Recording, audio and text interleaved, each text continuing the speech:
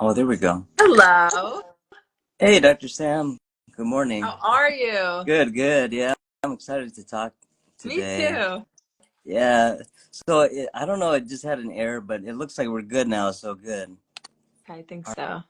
All I'm just right. going to So yeah, share this as well. Let me see. okay. Share this video with others so you think, oh, okay, that's afterwards. Never mind. Not now. All right. They'll see this on Okay. now. All right, guys. Well, thanks for joining today. We're going to be talking about motivation. I feel like it's a really important topic, especially for stroke survivors. I think a lot of us are dealing with different limitations, and also neurofatigue is a big one. So that's why I wanted to have Dr. Sam on today, and she's going to discuss like tips with motivation to help all of us. But I'll tell you a little bit about Dr. Sam. She's a neuro PT and is the owner of NeuroThrive. It's a remote neuro PT practice. So let's please welcome Dr. Sam. Hi, guys. It's so nice to meet you indirectly through through Instagram. And thank you so much for having me. I'm so excited to collaborate. Hopefully, it's the first of many. But going back and forth with you, I think our mission and vision are very, very similar. So it's Yeah, nice to big work time. with like-minded people and chat about really things that are important to both of us and ways that we can help others, even the littlest bit. So Mhm. I'm very happy to be here. Oh, oh yeah, I'm glad you came on. Yeah. So what are some big things that can help with motivation from your perspective? So as I was really like preparing for today, I think just in general, dealing with motivation. Oh, my dog just entered the room. I think just understanding and dealing with motivation and what your relationship with motivation is like is the first best step, because it can be a lot of things for people. And, it's really easy to say that I need to be more motivated to do things, but it's so hard to do. And finding what motivates you, I think, is what's most important to get started, because what works for me isn't going to work for the next person. So, Such a good point. yeah, yeah. So, for instance, specifically with like neuro recovery, we always have, or many of my clients have that big end goal on their mind of, I want to walk, I want to get back to playing with my grandkids, I want to get back to playing tennis, all these different big, big goals. And then when you start looking at where you are now and where you have to be, that mountain in front of you can be discouraging versus motivating. It's like, oh my God, what, I don't even know how to get there because it seems like it's so far away. And I think we really need to readjust um, our vision as to how to get there, and being motivated by the small things to see those little pieces of progress, because when you get that little bit, that is like such a little motivating, like, oh, okay, I feel it, I see it. So like, what really would mean progress, or what would be beneficial for you to see right now that's going to push you in the right direction? Whether that's, I'm able to stand up on my own, I need less help, I'm able to walk for even 1 minute longer. Those little steps in the right direction can help with a lot of internal motivation, where you don't feel like that end goal is so, so far away. It feels a little bit more attainable because you're going, step by step. Yeah, I can definitely relate to that. I think being more clear, and as I've gone forward with my recovery, I'm more and more clear on it, and I think it's good to have that top of mind. Yeah. So even with like, um, I I think we always think of, I was actually just speaking to another therapist the other day about this, and even just like in the business mindset of like, you always think about like where you want to be. You want to graduate school. You want your business to make this much money. You want, to get married. All these different things, but I think we need to fall a little bit in love with the journey of getting there, and really make the work that it is to get there fun and exciting for us. Because if you're not motivated and you're not having fun and it's not meaningful to you, what is it going to do for you? You're not going to be able to stick to a good plan and a good habit moving forward to get to where you want to be. So, for instance, like even me, like I struggled with just, um, work-life balance and getting myself to the gym. Like I preach all day, we should be doing this, we should be doing that. And it was so hard for me to get there. And then I found a gym that I absolutely love where it's fun for me to go and I accomplish little goals while I'm there. So, I could always think, oh, I want to get better at this. I want to get better at that. But just enjoying the time that I'm actually there gives me a lot. So I think finding that in a rehab journey is really important. But it's never as easy as all other journeys in our lives because it having a setback like a stroke and having to deal with that huge life change is one of the hardest things you'll ever experience in your life. And I'm sure that you can share that better than me. Yeah, for sure. I do say that, as I continue to do the things that I want to do, it gets a little easier. So I think to find the motivation as I'm building the habit too, that really helps me. What has motivated you throughout your journey? And has it been different depending on the step in your journey that you're at? Yeah, in the beginning, I think I was just doing it knowing I wanted to get back to before the stroke. But as I'm continuing on, I really like how you said to be in the moment and enjoy the process more because sometimes we're so focused on the goal. And I do relate, and I really love what you said about that. And sometimes it's the process, the journey, because it's like we're on that path, so might as well enjoy it. Yeah, yeah, just making exercise and making movement fun for you and um, knowing, it is going to be beneficial, but who wants to just sit there and do boring activities? Like I was actually just speaking to someone and it was one of my potential in-home clients and she's like, "What kind of equipment do you use?" And I'm like, "I use everything." So whatever works for you. Like if we want to get back to like loading the dishwasher, like we are using dishes, like we're using plates and cups. So like I don't know if you want to call that equipment, but like that is something that would make something meaningful and motivating to you versus me like having you move cones from one part of the room to the next. So I think making the rehab process itself very salient and relatable and meaningful to uh, the life goals or the different skills that you want to attain is so important. Specifically too, because I'm sure everyone in here has heard about neuroplasticity, and there's all these different things of how do we drive learning, how do we drive changes within the brain. That includes, I mean, lots of intensity, high repetitions, making things task specific, but salience and motivation is part of that. I always compare it to, say you're in high school and for instance, I hated history and English. I would study for those tests. It would be in one ear, out the other. I wouldn't remember anything after the test. Versus science and math, I love that. So like it didn't bother me to hold on to that information because I liked actually doing it. So I knew those things better. So just like your rehab, if it doesn't feel like it's meaningful to you, it's not going to do anything for you. So you're just not going to be in it. I see some people are saying um, traditional therapy has not motivated or worked for me. Um, steps or benchmarks help us measure. Yeah, I haven't enjoyed the process. I'm trying to get there. Yeah. So I think with that concern of like not um, enjoying it is like finding out what would make it impactful and meaningful for you. So like what's missing? Really, like what is missing and what can you possibly do about it? And that could be a crucial conversation that you have with your therapist or looking for someone else. It's never unfortunately, it's not like everyone, just like with people and friends, like sometimes you just don't mesh with people.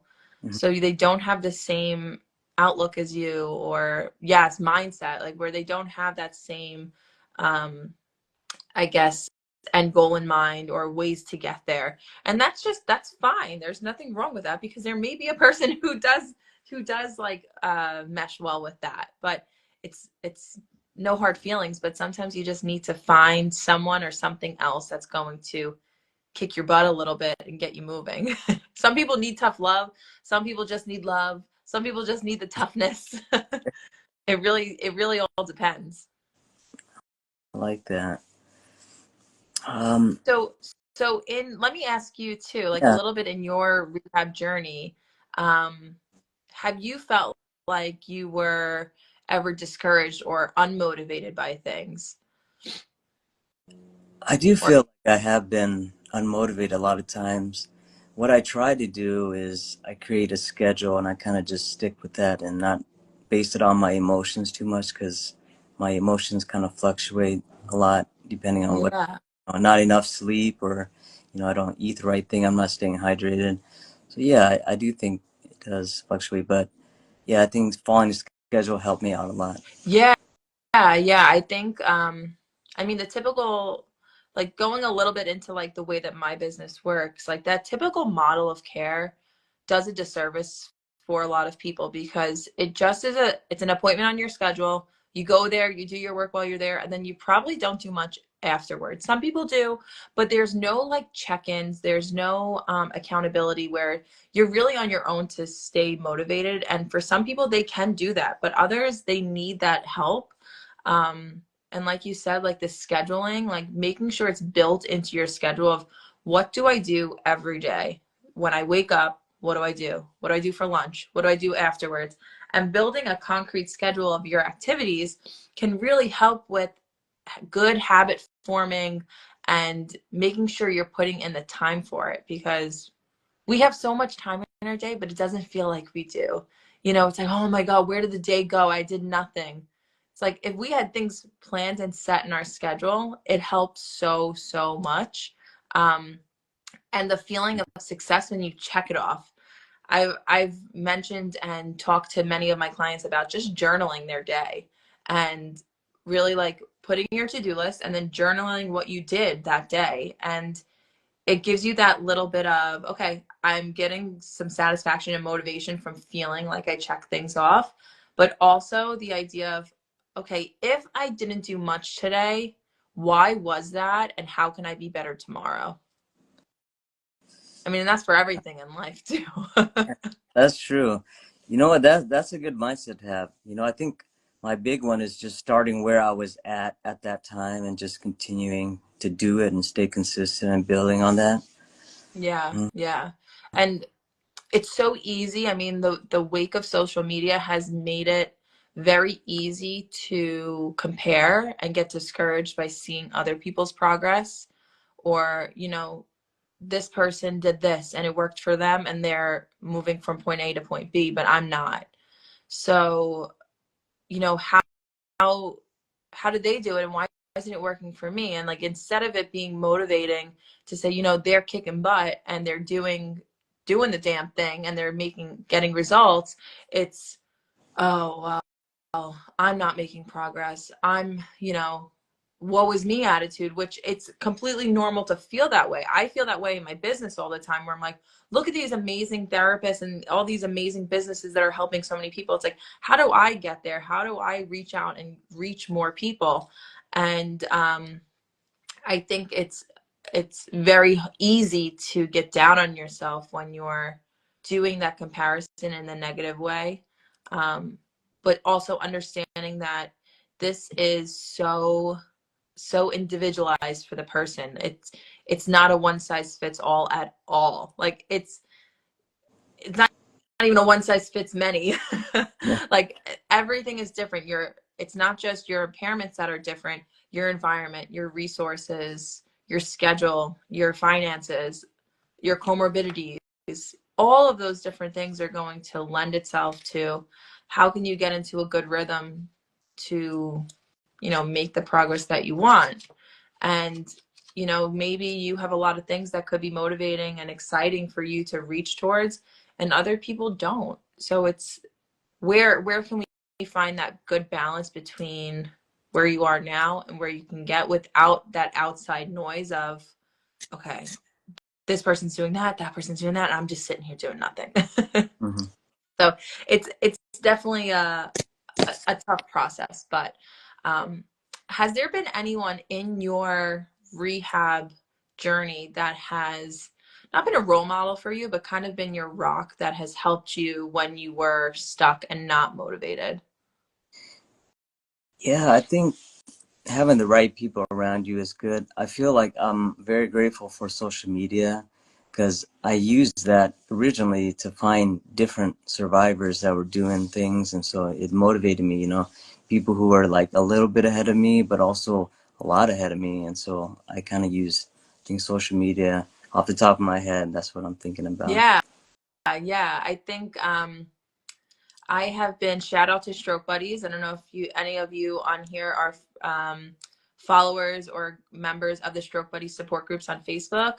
Ralph Preston runs those. He's a stroke survivor himself, and I found that community, and it's helped me kind of communicate with and make connections with the stroke community, but also just seeing the support. There, obviously, anywhere on social media, there's going to be negativity here and there, but the overwhelming support and questions and answers and all this communication and community really that's built on something like Facebook is really, really it's nice. It's really nice to see. And I think finding, which is something that I'm actually doing tomorrow if you'd like to be a part of it, or anyone who's on here, I'm trying to start like a stroke buddy system where it isn't so broad, where you're just in a group and you feel uncomfortable reaching out to random people to help you. I'm trying to make it a little more intimate where we can have stroke survivors connect on a smaller scale to find someone who really I guess is on the same level as them motivation wise, because like we said, there are all different levels of motivation and there's all different types of people in this world. So finding someone who's kind of on the same journey as you and struggling with the same things can be helpful, because say you have a really motivated person that does like 10,000 steps a day, they're exercising 7 days a week, and then you have someone who's really just struggling with day-to-day things. Hmm. That might be a big disconnect where that can be discouraging for the person that is not doing as much, or it may not be motivating for the person who's doing so much. So I'm hoping that this little Google Meets thing that I'm doing tomorrow, it's at 5:30 Eastern Standard Time. I put a Google Meets in my story. I hope that fosters a little bit better connections where we're Yeah. able to Thanks for link people sharing. up Hmm. that would be a good match for each other. I'm like trying to play stroke matchmaker.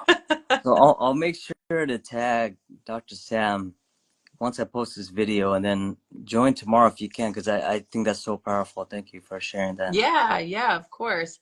Just trying to get the resources out to everyone and make that community. And I mean, you have been wonderful.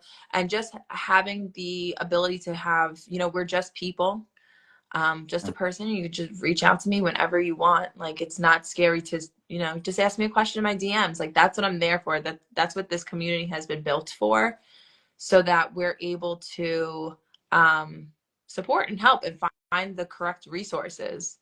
I'm Yeah, like trying to look at the yeah, comments. yeah. I know. Sorry, I missed some of the comments, but you know what? I appreciate your time, Doctor. It's about 18 minutes. Yeah, So sure. I think we should wrap it up, Sounds good. and then yeah, just reach out to Dr. Sam anytime, or me Yeah, too. so yeah, I'll be tagged on this video. I also have a Facebook page that you can follow. I cross post all of my Instagram stuff. And if you're looking into finding someone who's going to be that sole person to help you find a good rehab journey and make a program with you, you can book a discovery call with me too. It's right in my bio, where we can chat and kind of see if what would work best for you to kind of get you on the right track. But I'm Yeah, so yeah, grateful to be able to join and chat with you and meet everyone in the comments and whoever is watching now and later. yeah. Me too. Thank you so much. Yeah, I hope you guys got value, and For sure. have Maybe we could do these here and there. So yeah, if yeah. anyone has anything else that they'd like for us to chat about, I could talk for like 3,000 hours. So All right, I will not run out of things to talk about. all right, all right, All Doctor. right. Have a We'll good one. talk soon. Okay, Bye. bye. Bye.